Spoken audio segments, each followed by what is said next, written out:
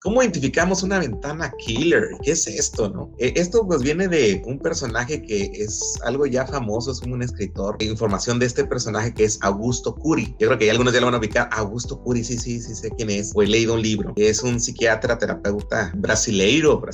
Habla acerca de este tipo de ventanas que se abren, y como bien dice la palabra killer, que es un vocablo pues, que significa asesino, en este caso una ventana asesina, es porque se abren al momento de tener golpes que son inevitables. Te pongo un ejemplo. Una vez platicando con una mamá muy sobreprotectora, ella decía, es que yo no sé por qué soy tan sobreprotectora, yo sé que incluso les hago daño. Más de una vez está en una escuela para padres y hablan sobre la sobreprotección, padres e hijos, y yo soy esa que está ahí, pero no sé por qué lo hago. Y entonces cuando empezamos a hablar un poquito de su historia, habló de un momento muy difícil de su vida, y entre ello, pues que fue un momento en donde ella iba de un viaje de vacaciones con su familia, iban muy contentos, y que de un momento a otro, cuando iban en el viaje en auto, ella abre los ojos y está en la cama de un hospital. Cuando está en la cama del hospital se da cuenta que tuvieron un accidente en el auto, pero dice que hasta ahí no acabó todo. Ella inmediatamente preguntó por su esposo, por sus hijos, y fue la sorpresa de su vida, o la noticia de su vida, cuando le dicen que dentro del accidente había muerto su hijo y su esposo. Y decía ella, el único hijo que tengo, ¿cómo no lo voy a cuidar? Y es difícil porque al momento que se abren estas ventanas killer, que así le llama este psiquiatra, es cuando hay un golpe inevitable, un golpe inesperado, y entonces dejamos que nuestra mente empiece a sabotearnos y a decirnos, tengo que cuidarlo porque se puede ir, tengo que estar ahí sobre él porque qué tal si la vida me lo quita, qué tal si vuelve a ocurrir un accidente como estos. Y cuando te hacía las preguntas al inicio de que si tienes algún trauma de la infancia, es porque estas ventanas se abren de forma inconsciente. Dice Augusto Curi, lo digo como él lo escribe en uno de sus libros, y dice, una ventana killer es una zona de intensos conflictos inconscientes que bloquean el placer y la inteligencia,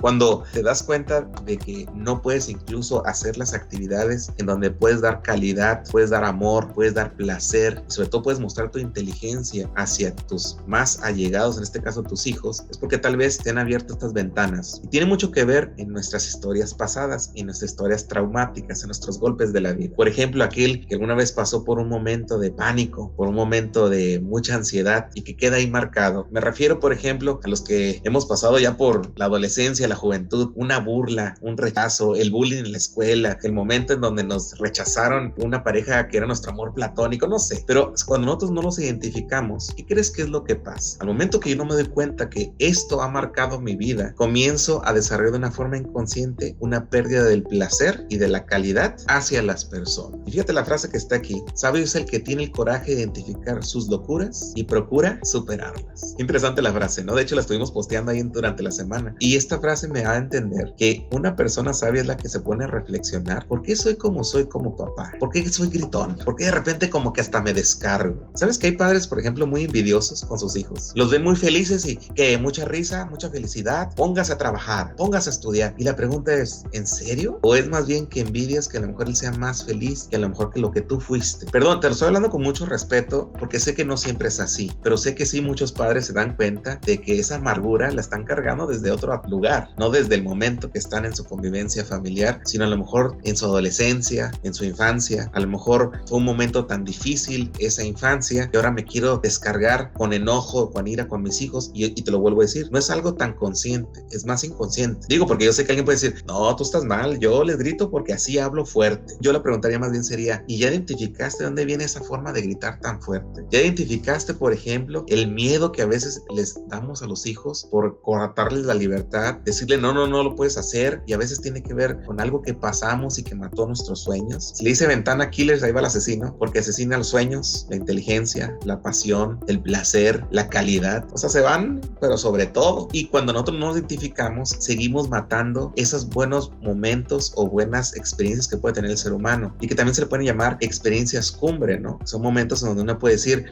paso de un mal momento traumático a algo de calidad y bonito. Fíjate que hay muchos personajes en la historia que pasaron por estas avenidas en donde hubo eventos traumáticos, y que después de ello ellos decidieron no seguir con el patrón de que a muchas personas le daban apertura a estas ventanas. Estamos hablando, por ejemplo, de un Abraham Lincoln que tuvo muchas derrotas en la vida, y usted pues conoce la historia, me imagino, conoce que fue un personaje que pues no apareció por una derrota o dos, fueron muchas derrotas las que incurrieron en su vida, y aún así, a pesar de que las ventanas le decían, tú no vas a hacer nada en la vida, tú eres una persona persona que nació para ser la derrota de la vida, él en un momento llega a ser el presidente de una nación. Y muchas historias tú puedes leer así, en donde hubo personajes que decidieron no hacerle caso a él. Ahora, esto no nomás es una plática de superación personal. Papá, mamá, que me escuchas, esto es más que nada que nos demos cuenta que al momento que nosotros reconocemos e identificamos estos traumas, y cuando digo traumas te digo, no, bueno, hay diferentes tipos de traumas, pero me refiero a poder identificar dentro de lo que hago a veces inadecuado en la conducción o en la disciplina de mis hijos, qué es lo que realmente inconscientemente me está llegando ahí, en donde yo puedo dejar de privarme de ser más inteligente y comenzar a dar placer a mis hijos. ¿Qué será? Por ejemplo, puede ser alguna baja financiera y que ahora me tiene todo estresado mirando por todo que pues, se procure que se haga bien en el dinero. Tal vez es el no, ¿sabes qué? A mí nunca me dieron nada cuando yo era chico, yo hoy le voy a dar de todo a mis hijos, y que este es un sermón que hemos escuchado muchísimo, ¿no? Que queremos darle a nuestros hijos lo que no nos dieron, pero lo seguimos haciendo. O bien, en ese nacimiento yo me acuerdo que a mi hijo al momento de nacer se le paró el corazón. Es más, recuerdo muy bien que casi estaba entre la vida y la muerte, y ahora que estamos ya un adolescente, un joven, híjole, no podemos despegarnos de él. Es más, tenemos una inclinación con favoritismo y son más de 4 o 5 hijos o 3 hijos o 2 hijos, y el que sufre, ¿quién es? Pues al que no se le cuida, al que se le desprotege, porque estamos con ese trauma de ¿qué tal si le pasa algo a mi hijo que en la infancia o al momento de nacer tuvo un paro cardíaco o tuvo un momento ahí de difícil, ¿no? Ahora, cuando vemos esto y que lo identificamos, tenemos que empezar a darnos cuenta qué cambios debemos hacer, pero primero vamos a identificarlos. ¿Cómo los identifico? Los identifico comenzando a ver un poco sobre mi vida, en primer lugar sobre mi infancia, en segundo es esos momentos ásperos que, híjole, que no quiero recordar, algunos los han negado tanto y me toca mucho a veces tener que descifrar con algunas personas porque no queremos recordar los momentos difíciles. Esta es una introspección que tenemos que hacer. Fíjate, quiero poner esta frase aquí: